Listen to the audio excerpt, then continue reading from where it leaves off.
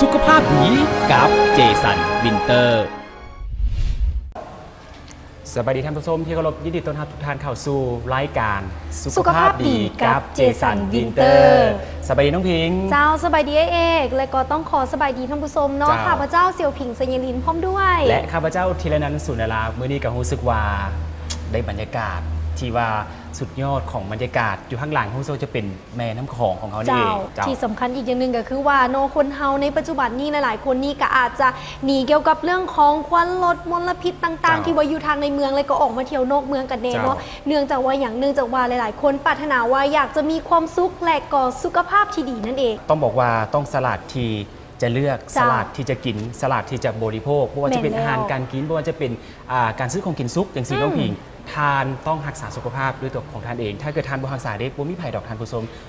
ต้องเริ่มจากที่ตัวของทานเองทานผู้ชมเนาะก่อนที่ทานจะก่อให้เกิดโรคต่างๆแบบนี้ต้องมาสร้างภูมิคุ้มกันให้กับตัวเองก่อนด้วยผลิตภัณฑ์ดีๆจากพวกเรานั่นเองนั่นคือเจสันวินเตอร์และสิ่งที่สำคัญน้องพิงเพื่อนบอกว่ารัฐบาลทั่วโลกเนี่ยให้การยอมรับเกี่ยวกับสมุนไพรเจสันวินเตอร์มีการกล่าวถึงกว่า20 ภาษานะและสิ่งที่สำคัญนะความเป็นไปเป็นมาของเจสันวินเตอร์นั้นหลายกว่า30 กว่าปีแล้วนี่ถ้าบอดี้แท้ถ้าบอดี้จริงเพิ่นโบกล้าหับประกันแบบนี้เนาะท่านผู้ชมฉะนั้นในมื้อนี้ถือว่าเขาจะมีหลากหลายเรื่องราวเกี่ยวกับผลิตภัณฑ์ของเจสันวินเตอร์ให้ท่านผู้ชมนี้ได้ติดตามและหับพ้องว่าท่านผู้ชมจะบ่ผิดหวังกันอย่างแน่นอนเจ้าและเพื่อบ่เป็นการเสียเวลาน้องพิงท่านผู้ชมคงจะสงสัยแล้วว่าไอเอกกับน้องพิงนี่เอาอย่างมาเว้าเกี่ยวกับความเป็นไปความเป็นมายั่งยืนแท้ดีบ่เดี๋ยวเขาจะไปเบิ่งประวัติความเป็นมาของผลิตภัณฑ์อาหารเสริมเจสันวินเตอร์เดี๋ยวเขาไปเบิ่งกันเลยท่านผู้ชมเจ้าสุขภาพดีกับเจสันวินเตอร์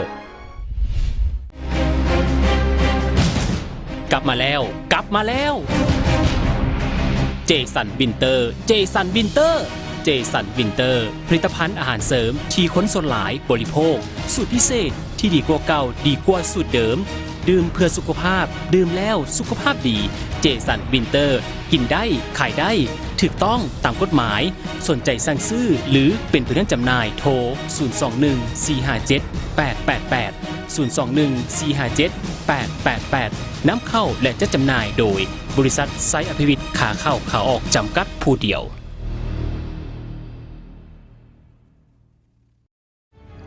หนึ่งในโอกาสซาเจสันวินเตอร์ได้รับอนุญาตนำเข้าและจัดจำหน่ายถูกต้องตามกฎหมาย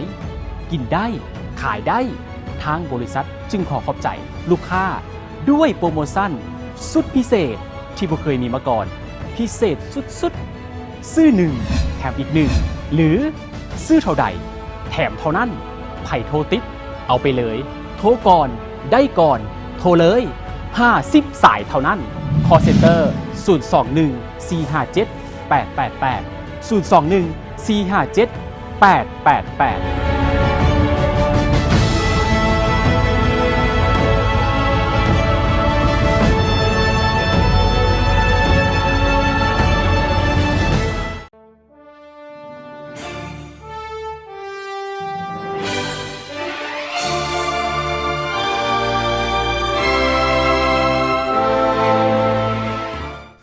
ผลิตภัณฑ์อาหารเสริมเจสันวินเตอร์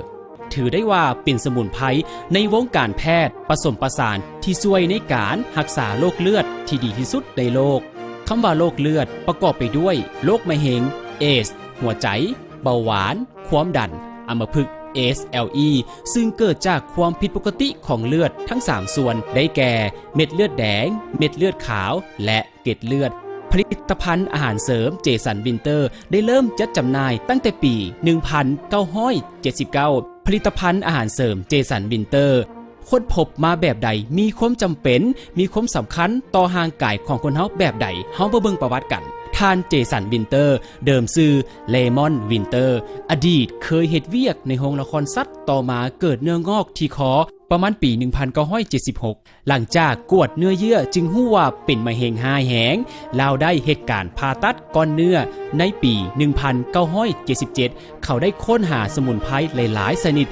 ด้วยความเสียดายที่เดินทางไปหาสมุนไพรทั่วโลกเพื่อรักษาตัวเองแต่คงจะบ่ได้ผลท่านจึงนำสมุนไพรมาโฮมกันและทรงเป็นสมุนไพรดื่มเป็นครั้งสุดท้ายในชีวิตอัศจรรย์ได้เกิดขึ้นท่านเศร้าเจ็บคอบริเวณก้อนเนื้อในมื้อนั้นท่านจึงดื่มต่อหมดมือทุกวันอีก3อาทิตย์ก้อนเนื้อนั้นก็หายไปอีก8อาทิตย์สามารถเฮ็ดเวียกคือคนปกติได้ในปี 1979 ท่านได้กวดเลือดและเนื้อเยื่อที่คอหมอบอกว่าบ่มีเซลล์มะเร็งและเลือดของท่านสะอาดที่สุดตั้งแต่เคยกวดคนเจ็บมาข่าวเรื่องเจสันวินเตอร์เศร้าจากมะเร็งคือโคมไปทั่วยุโรปและอเมริกามีผู้ป่วยหลายคนเดินทางมายังบ้านของเจสันวินเตอร์เพื่อขอแบ่งปันสมุนไพรไปไส้รักษาตัวเองแม้แต่พระราชสนนีของอังกฤษหรือสมเด็จย่าของเจ้าฟ้าสายสาวมงกุฎราชกุมารของอังกฤษก็มาสั่งซื้อผ่านดร.แบ็กกี้แพทย์ประจำพระองค์ปัจจุบันผลิตภัณฑ์อาหารเสริมเจสันวินเตอร์จะจำหน่ายไปแล้วทั่วโลกมีผู้ดื่มผลิตภัณฑ์ของเขากว่า100 ล้านคนหนังสือแปลเกี่ยวกับผลิตภัณฑ์อาหารเสริมเจสันวินเตอร์กว่า20 ภาษาวงการแพทย์ในอเมริกายุโรปแคนาดาชมเชยในผลิตภัณฑ์ของทานในงานประชุมเกี่ยวกับโรคมะเร็งก็จะเชิญทานเจสันวินเตอร์เป็นผู้กล่าวให้ทัศนคติเกี่ยวกับการรักษาโรคมะเร็งผลิตภัณฑ์อาหารเสริมเจสันวินเตอร์ช่วยผู้เจ็บป่วยที่เป็นโรคเลือดมาหลายนับบ่ถ้วนจึงถือได้ว่าเป็นเรื่องอัศจรรย์ที่เกิดขึ้นในโลกเพื่อช่วยเหลือมวลมนุษย์เป็นอีกทางเลือกหนึ่งในการรักษาในวงการแพทย์ทางเลือกหรือวงการแพทย์ผสมผสานนั่นเองสหพันธ์โลกในวงการแพทย์ผสมผสานกล่าวถึงสมุนไพรเจสันวินเตอร์เป็นที่นิยมอย่างแพร่หลายและเป็นที่ยอมรับในวงการแพทย์และรัฐบาลทั่วโลกและเฮาคนลาวทุกคนถือได้ว่าโชคดีที่สุดที่มีผลิตภัณฑ์อาหารเสริมเจสันวินเตอร์มาจัดจำหน่ายในสปป.ลาวแล้วเพื่อช่วยเหลือคนลาวที่เจ็บป่วยด้วยโรคเลือดและคนที่รักสุขภาพสามารถดื่มได้ทุกทานเป็นการป้องกันโรคและเพิ่มคุณภาพชีวิตให้กับประชาชนชาวสปป.ลาวทุกท่านเนื่องในโอกาสสาเจสันวินเตอร์ได้รับอนุญาตนำเข้าและจัดจำหน่ายถูกต้องตามกฎหมายกินได้ขายได้ทางบริษัทจึงขอขอบใจลูกค้าด้วยโปรโมชั่นสุดพิเศษที่บ่เคยมีมาก่อนพิเศษสุดๆซื้อ1แถมอีก1หรือซื้อเท่าใดแถมเท่านั้นไผ่โทรติดเอาไปเลยโทรก่อนได้ก่อนโทรเลย50 สายเท่านั้น Call Center 021-457-888 021-457-888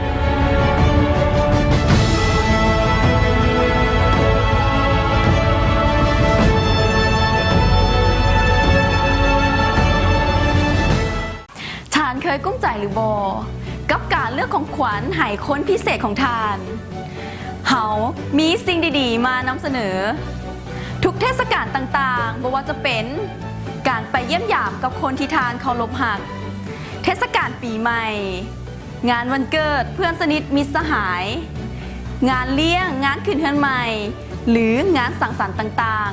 ๆมอบผลิตภัณฑ์อาหารเสริมเจสันวินเตอร์สุดยอดสมุนไพรที่ได้รับการยอมรับจากสหพันธ์โลกในวงการแพทย์ทางเลือกเพื่อให้คนที่ทานหักรู้สึกพิเศษกว่าทุกปีเจสันวินเตอร์ของขวัญที่มอบให้กันได้ในทุกโอกาสสุขภาพดีกับเจสันวินเตอร์เป็นยังไงท่านผู้ชมหลังจากที่ได้ไปชมประวัติความเป็นมาของผลิตภัณฑ์เจสันวินเตอร์หวังว่าคงจะเข้าใจแล้วน้องพิงเนาะเจ้าเพราะว่าผลิตภัณฑ์ดีๆแบบนี้นี่ถือว่าจะบ่มีอยู่ใส่แล้วนอกจากผลิตภัณฑ์ของเจสันวินเตอร์เท่านั้นต้องขอย้ำแบบนี้และสิ่งที่สำคัญตอนนี้น้องพิงจากที่ไอเอกลงไปหาลูกค้าตอนนี้มีลูกค้าเป็นพันเลยน้องพิงนี่เป็นคนลาวของเราอีกเป็นบ่เอกถูกต้องว่าจะเป็นสารพัดทุกแขวงเลยโดยเฉพาะแขวงนครหลวงของเมืองเฮาแล้วท่านผู้ชมทางบ้านเด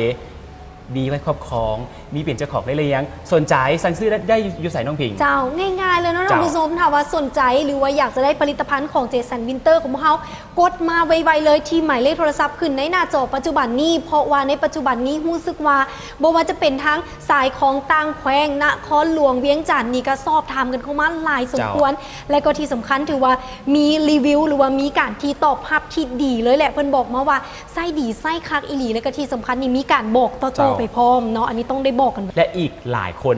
ที่ได้มีโอกาสดื่มเจสันวินเตอร์แล้วท่านผู้ชมหีบโทรเข้ามาเลยมาสอบถามผมเพิ่มเติมพร้อมในอย่างที่มีไว้เป็นเพื่อ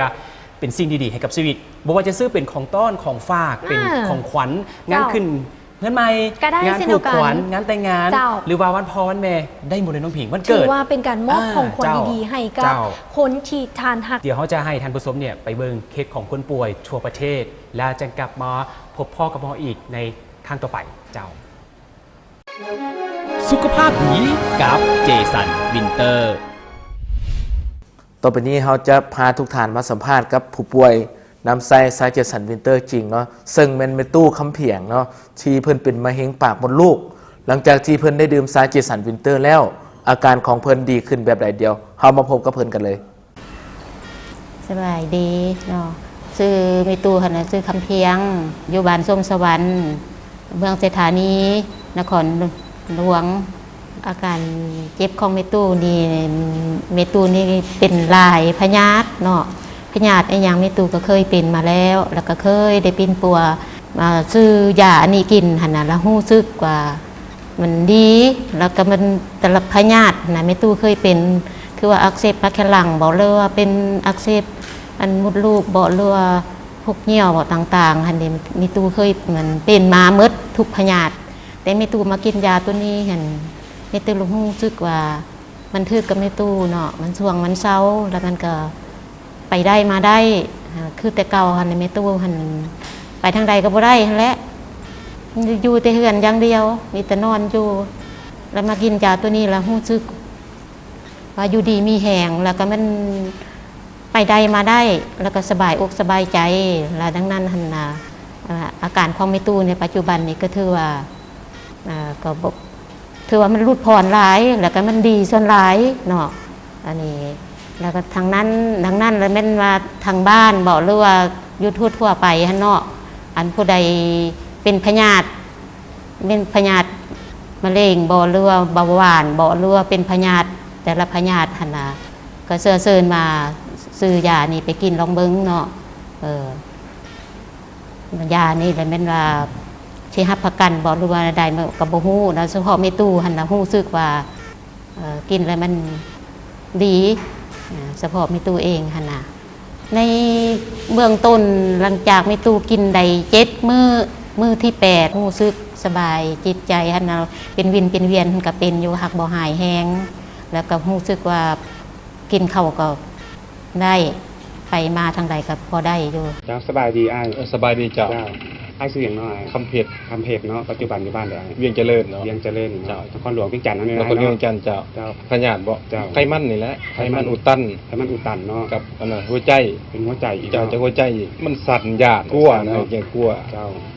กระเพาะซอดอีกบ่กระเพาะซอดกลัวแล้วไขมันอุดตันมันเมื่อยอยู่เนาะเพี้ยนี่นะเจ้าเพี้ยแล้วเฮาเห็นเจสันอินเตอร์นี่อยู่ข่าวโทรทัศน์เนาะแล้วเฮามาลองกินเบิ่ง2สุดแล้วค่อยกินสุดนึงค่อยดีไปแล้วสุดที่2แล้วก็ดีขาดเลยบ่เป็นบ่ย่านบ่หยังแล้วบัดนี้แต่ว่าอ้ายเคยเป็นนั้นทานมาไม่ดีขาดเลยเนาะดี2สุดดีเฮาก็บ่ได้กินไขมันก็คือก็เจ้าฮู้จักฮู้ใจเด้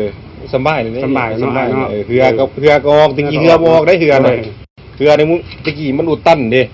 ถ้ามันกินนี่เด้กินตั้งน้ำได้ส่งพิซซ่าก็ได้เก็บสูตรเฮากินเลยนะ2สูตรหายขาดก็บ่กบใจนะมันเจสันอินเตอร์เนาะถ้าได้ผู้ใดเป็นโรคเป็นไข้ก็ซื้อได้ติดต่อหาเพิ่นได้เฮาลองเห็นผลหลายโรคหลายไข้ก็สิดีอาจจะดีเฮาก็ไขมันอุดตันนี่โรคหัวใจดีกระเพาะหลายอย่างเจ้าเนาะตัวนี้เราจะมาสัมภาษณ์เมจันออนเนาะซึ่งเป็นพยาธิเส้นเลือดในสมองตีบเนาะค่าตับของเพิ่นก็ขึ้นสูงหลายเนาะตั้งว่า240เนาะอาการของเพิ่นหันวินหัวเนาะกินก็บ่ได้นอนก็บ่หลับแต่พอได้ดื่มสายเจสันวินเตอร์แล้วอาการของเพิ่นกินก็แซ่บนอนก็หลับเนาะ จริงหรือบ่นั่นไปฟังความจริงจากปากเพิ่นเลยท่านผู้ชม ผ่านมาในอีเมเจ็บหัวมากินหันแล้วมันก็ดีหลายหันแล้วเจ็บเส้นเนาะเจ็บหัวนะ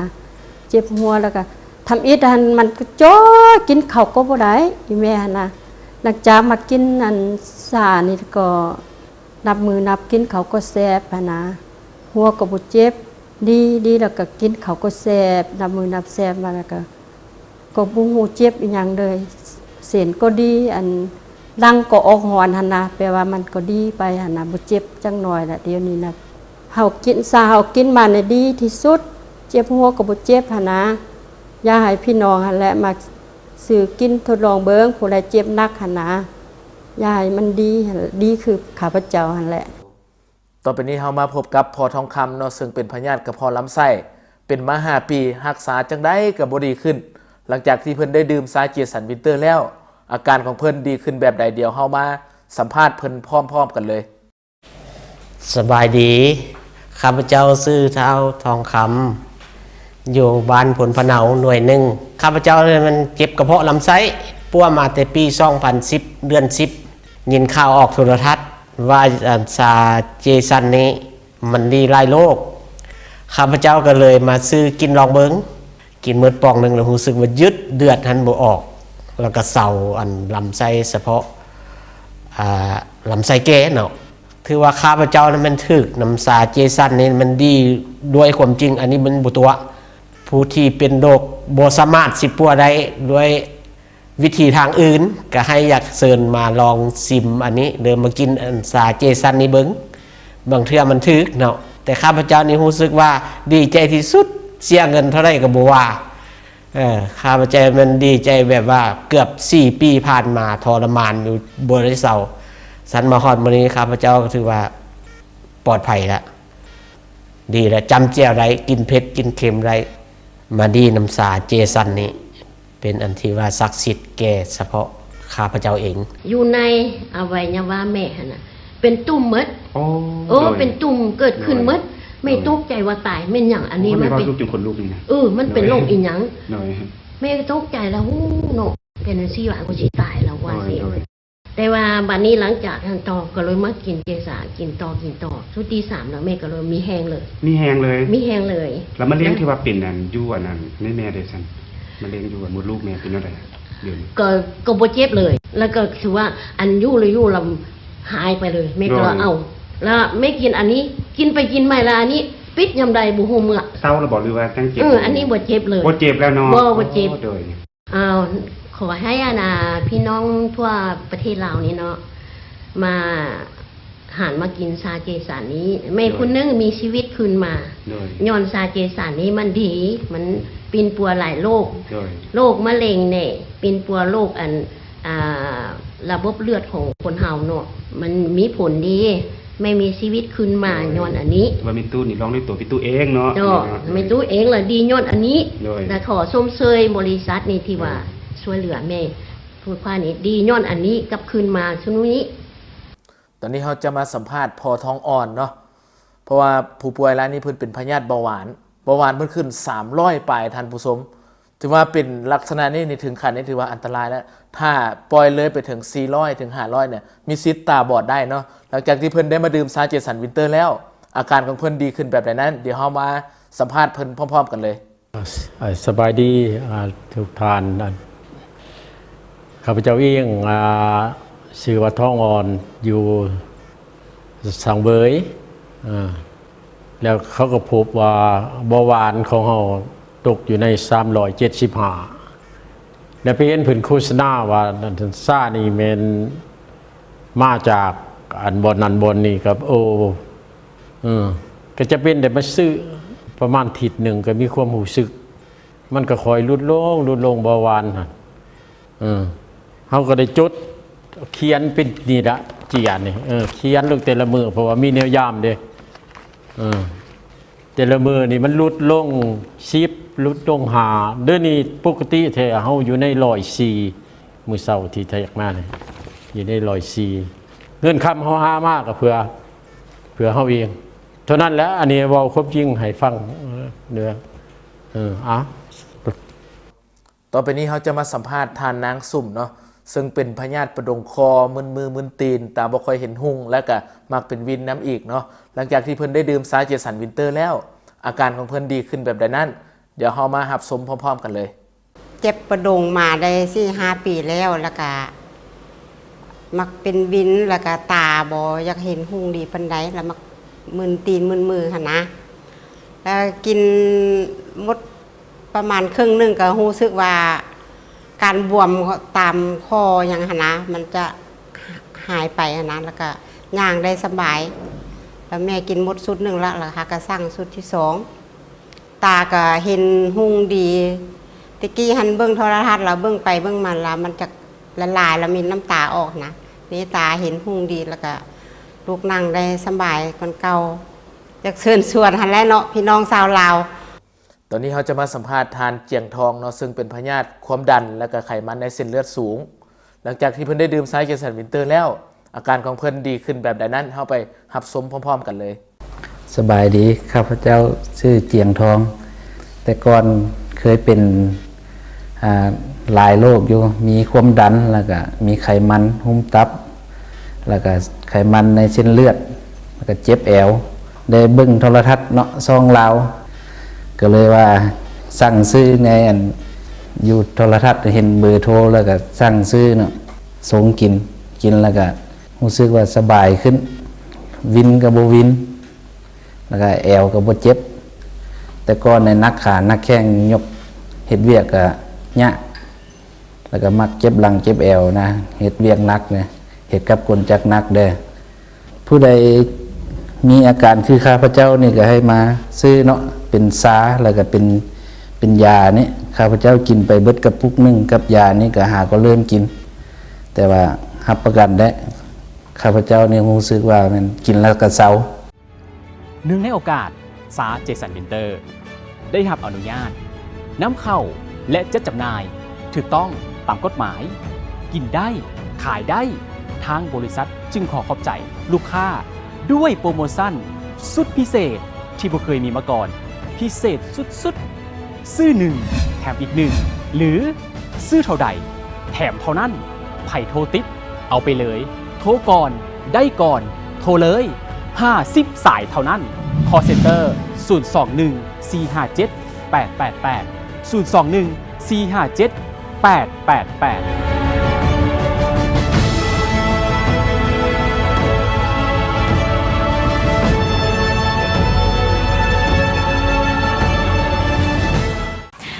เคยกุ้มใจหรือบอ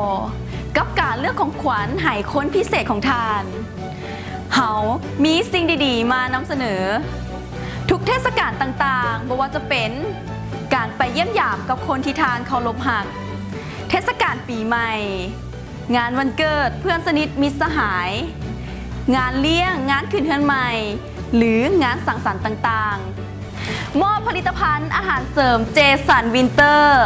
สุดยอดสมุนไพรที่ได้รับการยอมรับจากสหพันธ์โลกในวงการแพทย์ทางเลือกเพื่อให้คนที่ทานหักรู้สึกพิเศษกว่าทุกปีเจสันวินเตอร์ของขวัญที่มอบให้กันได้ในทุกโอกาสสุขภาพดีกับเจสันวินเตอร์เจ้าท่านผู้ชมเลยนี่ก็ถือว่าเป็นเคสของผู้ป่วยโนที่ว่าได้รับประทานเป็นผลิตภัณฑ์ของเจสันวินเตอร์ทั้งชนิดแบบผงเลยก็ชนิดแบบเม็ดที่ว่าพบพาสะดวกสบายอีหลีหรือว่าบางคนนี่เอาไปเบิดส่งเลยกะได้เซโนกันเนาะบ่มีอย่างเสียมีแต่ได้เจ้าแต่ตัวนี้บอกได้เลยว่า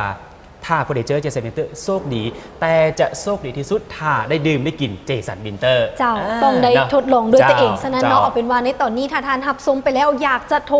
อยากจะกดเข้ามาอยากจะฮู้ว่าดีแท้หรือบอต้องได้ทดลองกับตัวเองเนาะด้วยผลิตภัณฑ์ของเจสันวินเตอร์แต่ว่ากำลังจะบอกว่าตัวนี้ท่านผู้ชมกำลังดื่มผลิตภัณฑ์ที่ระดับพรีเมียมระดับโลกเลยท่านผู้ชมนั่นคือ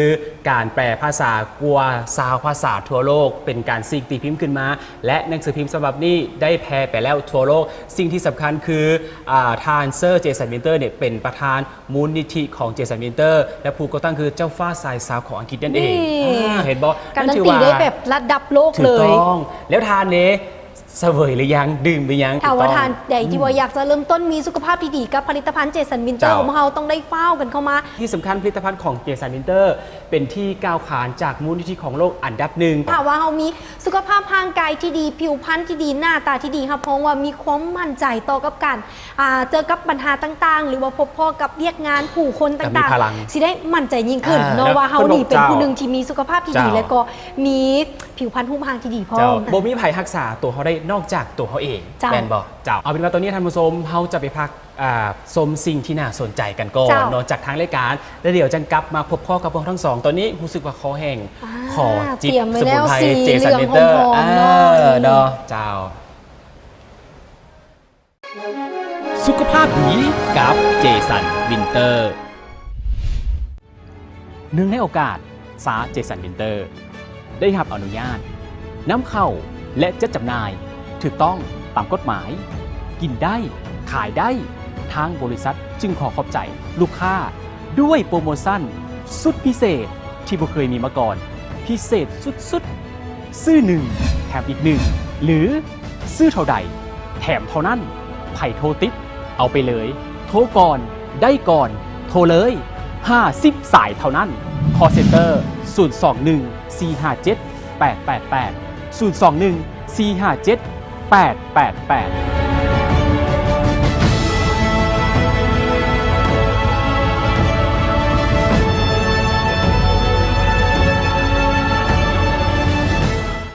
ทานเคยกุ้มใจหรือบอกัการเลือกของขวัญให้คนพิเศษของทานเฮามีสิ่งดีๆมานำเสนอ ทุกเทศกาลต่างๆบ่ว่าจะเป็นการไปเยี่ยมยามกับคนที่ทานเคารพหัก เทศกาลปีใหม่ งานวันเกิดเพื่อนสนิทมิตรสหาย งานเลี้ยงงานขึ้นเฮือนใหม่ หรืองานสังสรรค์ต่างๆ มอบผลิตภัณฑ์อาหารเสริมเจสันวินเตอร์ สุดยอดสมุนไพรที่ได้รับการยอมรับจากสหพันธ์โลก ในวงการแพทย์ทางเลือก เพื่อให้คนที่ทานหักรู้สึกพิเศษกว่าทุกปี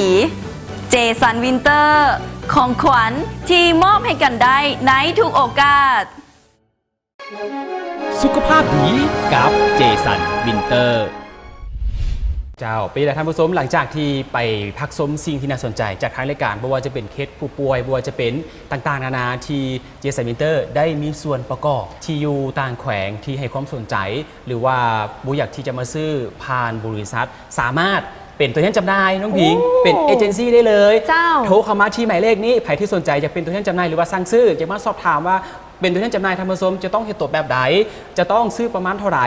โทรเข้ามาสอบถามกับทีมงานพร้อมที่จะให้ข้อมูลในเวลานี้กับหมายเลขนี้เลยเนาะที่กำลังโซอยู่ในหน้าจอในขณะนี้เนาะนั่นก็ถือว่าเป็นสิ่งที่ภาคภูมิใจกับคนลาวทั้งประเทศ และคนลาวทั่วโลกที่ได้มีโอกาสดื่มผลิตภัณฑ์เจสันวินเตอร์เพราะว่าสิ่งที่สำคัญคือเอกเคยบอกกับท่านผู้ชมเสมอว่าบ่มีเฉพาะพี่น้องชาวสปปลาวเท่านั้นที่ดื่มเจสันวินเตอร์คนทั่วโลกน้องพิงให้การยอมรับให้การดื่มเจสันวินเตอร์เป็นห้องว่าเป็นแทนน้ำเป็นแทนสิ่งที่ดีๆเข้ามาในชีวิต อยากให้ทุกคนนั้นมีสุขภาพที่ดีถ้าเขาเห็นว่าเป็นท่านผู้ชมนี่มีสุขภาพที่ดีแล้วพวกเขาสองคนก็ยิ้มได้เช่นเดียวกันเนาะ สบายใจเขาก็ได้บุญที่ได้รับการได้นำจากพวกเขาได้เบิ่งเอกกับน้องผิงได้มีโอกาสได้จัดรายการแล้วก็สุดท้ายสุดก็คือคนที่เรานั่นกินเนี่ยก็ดีขึ้นเท่ากับที่ว่าภูมิใจดีใจที่เพิ่นหายจากอาการเจ็บป่วยดีใจที่เพิ่นพ้นทุกข์ได้เขาก็มีความสุขสำหรับตอนนี้ก็รู้สึกว่าเวลาก็ไล่เข้ามาแล้วพ่อกันไปในโอกาสหน้าเนาะสำหรับวันนี้ข้าพเจ้าธีรนันท์สุนดาราพร้อมด้วยข้าพเจ้าเสี่ยวผิงเซญลินต้องขอกล่าวคำว่าสบายดีสุขภาพดีกับเจสันวินเตอร์เนื่องในโอกาสสาเจสันวินเตอร์ได้รับอนุญาตนำเข้าและจัดจำหน่ายถูกต้องตามกฎหมาย กินได้ขายได้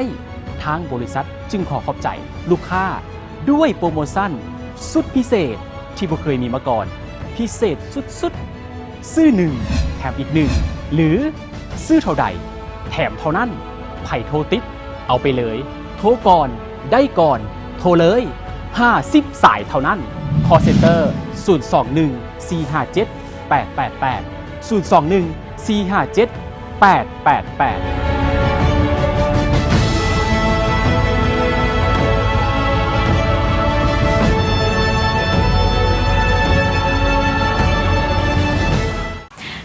ยกุ้มใจหรือบอกักับการเลือกของขวัญให้คนพิเศษของทานเฮามีสิ่งดีๆมานำเสนอ ทุกเทศกาลต่างๆบ่ว่าจะเป็นการไปเยี่ยมยามกับคนที่ทานเคารพหักเทศกาลปีใหม่ งานวันเกิดเพื่อนสนิทมิตรสหาย งานเลี้ยงงานขึ้นเฮือนใหม่ หรืองานสังสรรค์ต่างๆมอบผลิตภัณฑ์อาหารเสริมเจสันวินเตอร์สุดยอดสมุนไพรที่ได้รับการยอมรับจากสหพันธ์โลกในวงการแพทย์ทางเลือกเพื่อให้คนที่ทานหักรู้สึกพิเศษกว่าทุกปีเจสันวินเตอร์ของขวัญที่มอบให้กันได้ในทุกโอกาส